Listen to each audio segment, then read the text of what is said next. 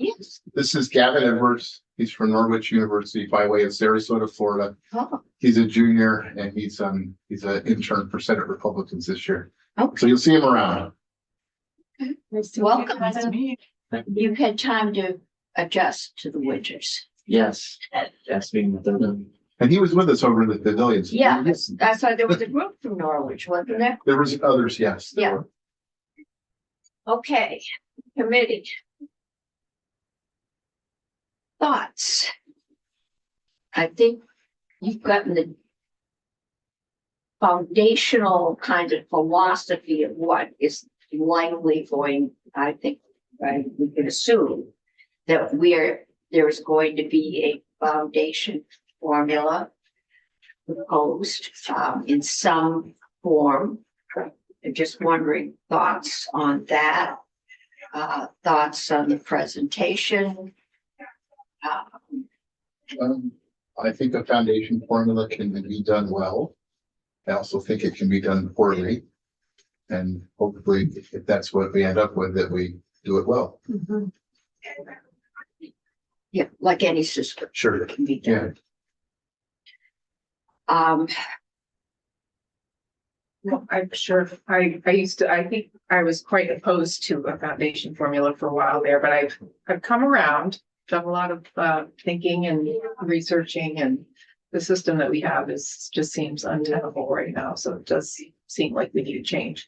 That said, I just had some questions that were sort of asked and sort of answered, but I want to get into more. One is, when the money does get dispersed to districts or whatever system we end up having, is it going to be prescriptive, or will the districts be able to do whatever they want with it?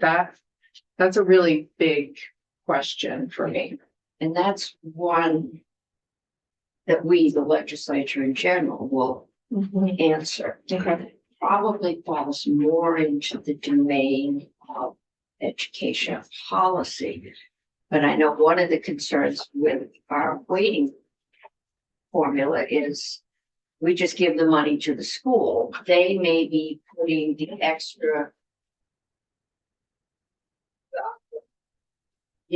whatever at the disposal of the student. They may be providing extra assistance to the student, or they may just be cutting their tax rate or paving their driveway or something else. It just goes in to the funds available. Sounds like some states have ways of assessing or requiring that at least some, if not all, of the money goes to help students. And again, if you've got one student and that one student needs a special instructor, say English as a second language, that's one thing. If you've got a whole class of students like they do in Winooski, you can have one instructor generally for that whole class. And so how Yeah, do you so work that? this has a potential to actually be more equitable, because as those weights got, sort of out of balance over the course of 25 years, that there wasn't a lot of equity. So we tried to true it all up, but you're right. At that point, the money could have gone in various directions. So in a way, this could end up being more equitable. I also mentioned to you, I'm concerned about all of these funding sources and some of them possibly being used as punishment for not meeting certain outcome, minimums.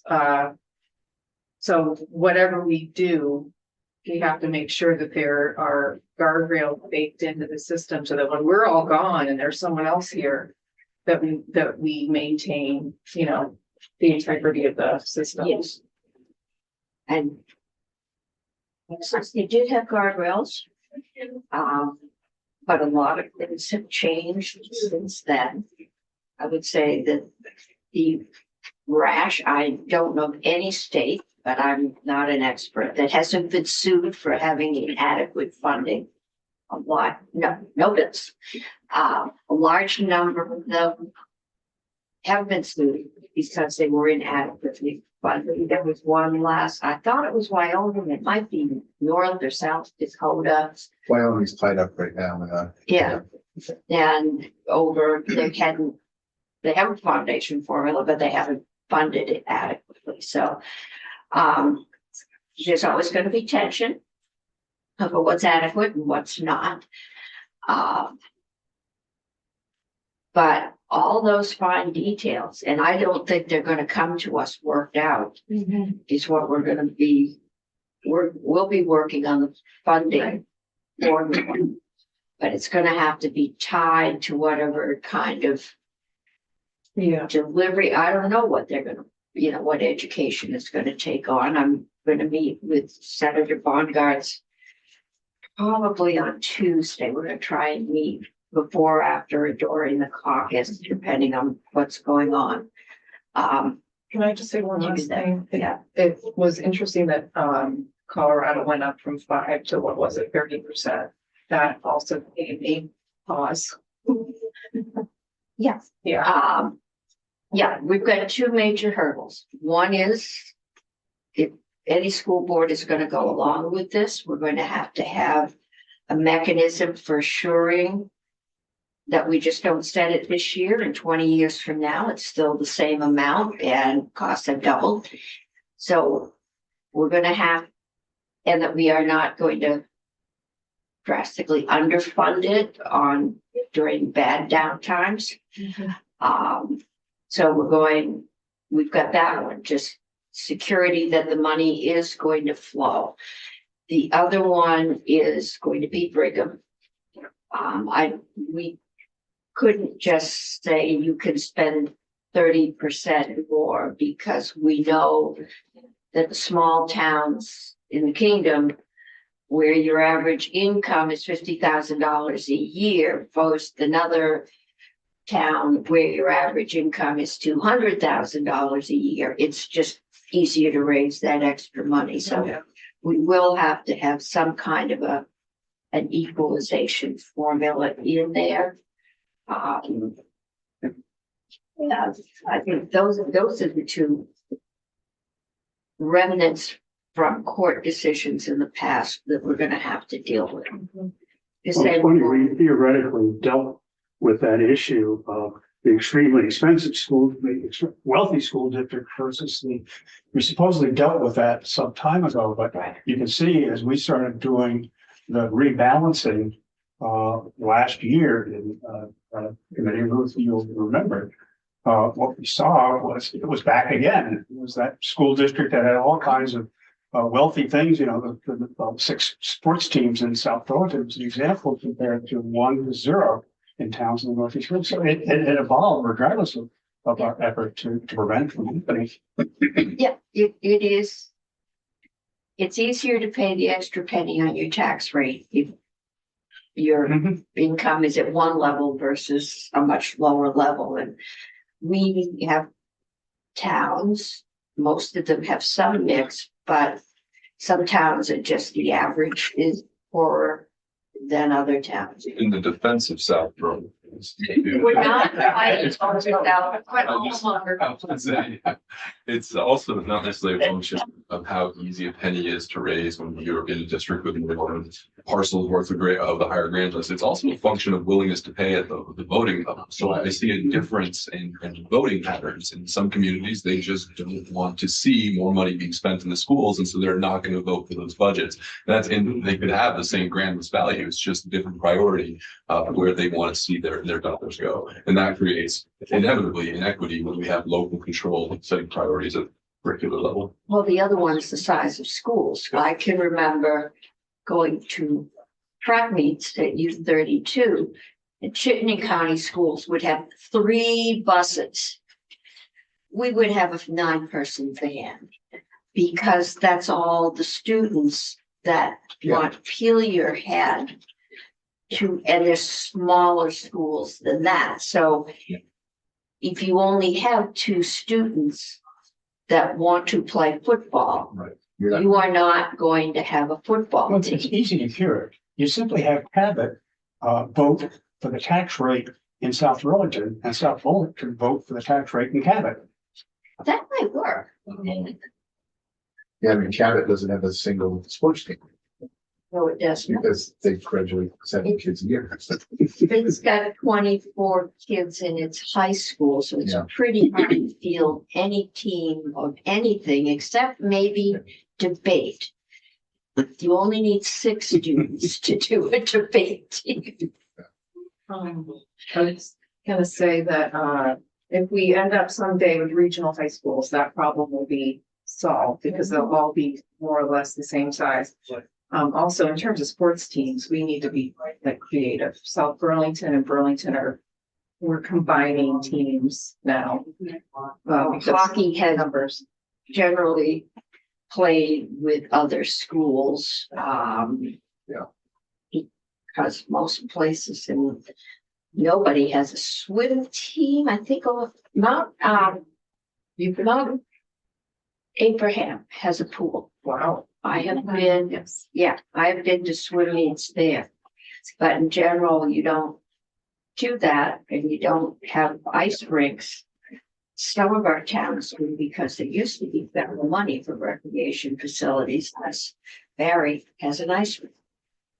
Other places like Waterbury, it was privately raised, the swim center in White River, is that in White, it's in, not in White River, it's in the next town, all part of Greater. No, I think it might be, I can't remember, but Senator Is it- Major is Yeah, the the aquatic center director down there. of it. Yes. So, yeah. And that was endowed.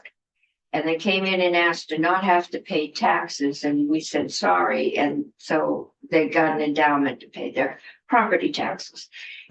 My grandson spends a lot of time there, and it's a beautiful facility. Even nicer than Dartmouth, which was old and slummy. But it's, just the size of our schools limits what can be offered, and that's sports, not to mention computer programming or robotics. Because you have to have a teacher. I have no idea how you do computer programming with Legos, but apparently they do it. But you have to have a teacher who knows how to do that. I think if I've been listening to them, and I've heard all of this before from the commission, they are looking at improving the educational opportunities for all the students and the quality of education for all the students. At the same time, trying to get the funding at a sustainable level. If they can do that, I doubt that they have crunched the final numbers and know that. No other state, I think he said, has gone into, well, maybe one went into it with the idea of reducing spending. But they're probably all hitting the same kind of decline in school aged people. There's 10 kids on my street, there used to be 67. Not all states are. There are states that have That currently, have Nevada, for example, is one of huge increases in Voters? students. Yeah. I think the Texas, devil is in the detail and I can't wait to see it all in writing. yes, Um, we will be digging a very deep hole before we get out of here.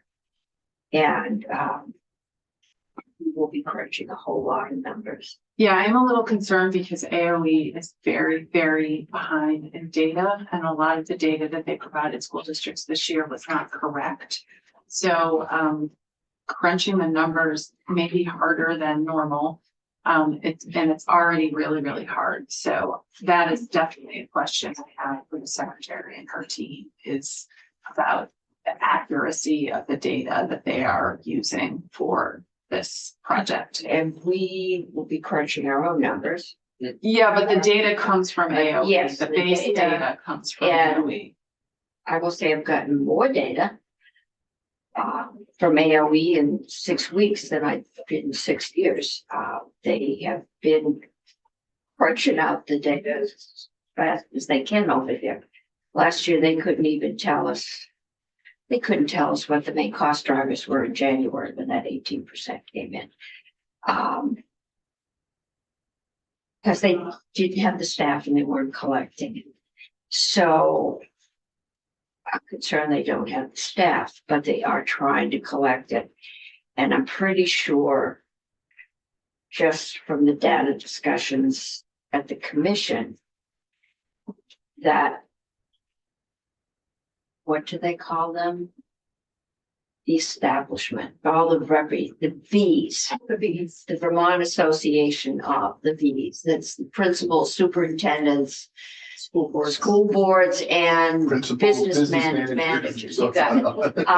If the data is not right, they do know our phone numbers and we'll hear it. And that discussion, because early on, there was a lot of concern about the data that was coming out. I think they're listening right now. I'm sure I'm sure they they are. are, that's why. And having they this will, reform and discussion we'll is so have them important. in, and as far as is humanly possible, we will feel confident that we have the best data available. It will never be perfect. But I don't think schools have been able to agree on a school calendar yet.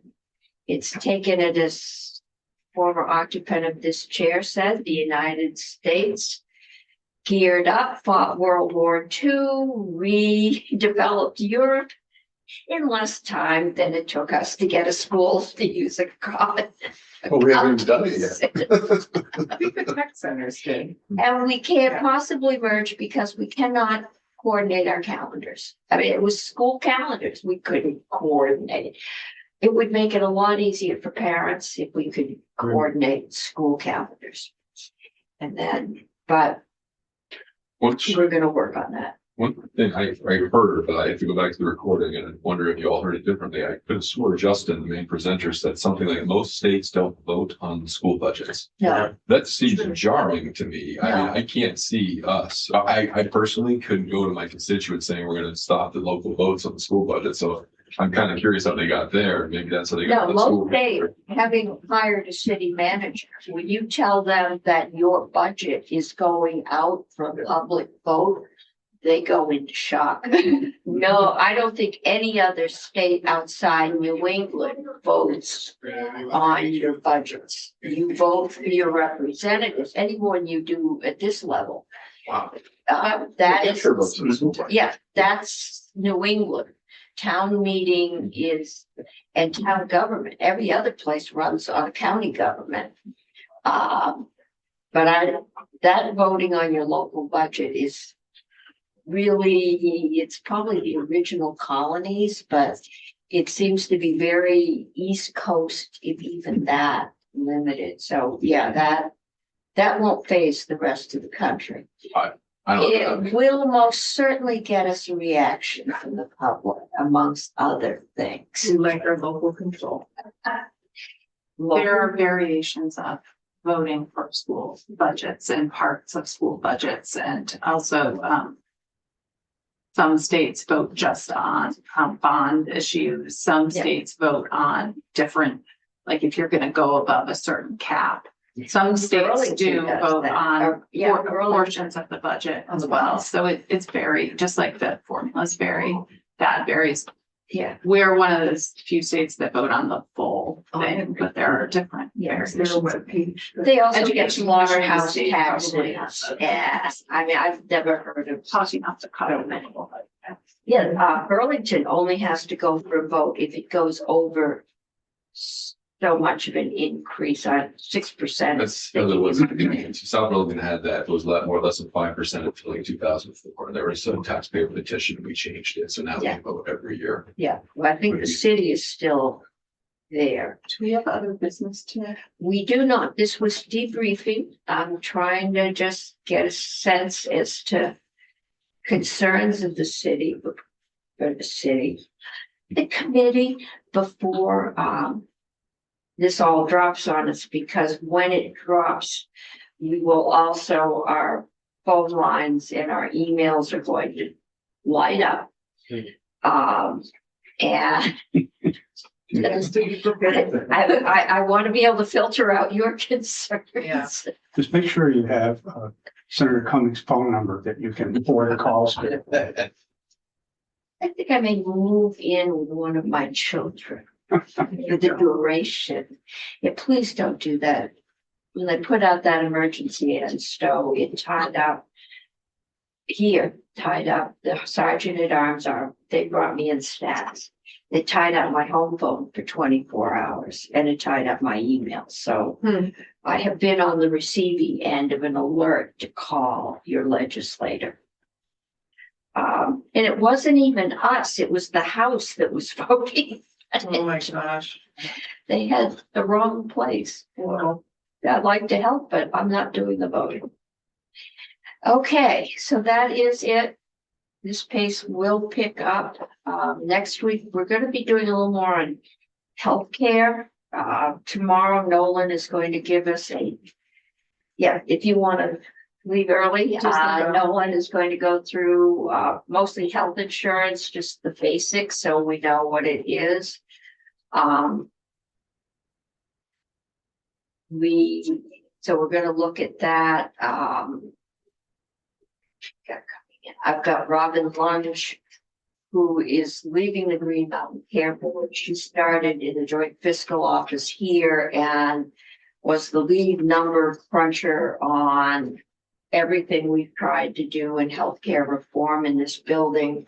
And I've just asked her to come in and give us kind of a perspective as to what her thoughts are and anything that we should know. And we've got the healthcare advocate. Who else is coming in next week? Blue Cross, and MVP to give us kind of an overview of the health insurance landscape. I know this morning the healthcare advocate was very clear that he was concerned about people out there and their ability to access healthcare and to afford that access. So we are unique in that Ways and Means only has to do school funding. And their health and welfare just has to, and who does insurance? I think it's Commerce that does insurance. Maybe health and welfare, it's health insurance. The health committee does health That's insurance. right. They have, well, they did a health committee and a Human services. Human Services Committee. I have been asked if I would mind if, since technology is going to institutions, if we would mind if broadband went there. Personally, I don't care if there is some logic with having it there. It is a utility with poles and wires, and we do electricity.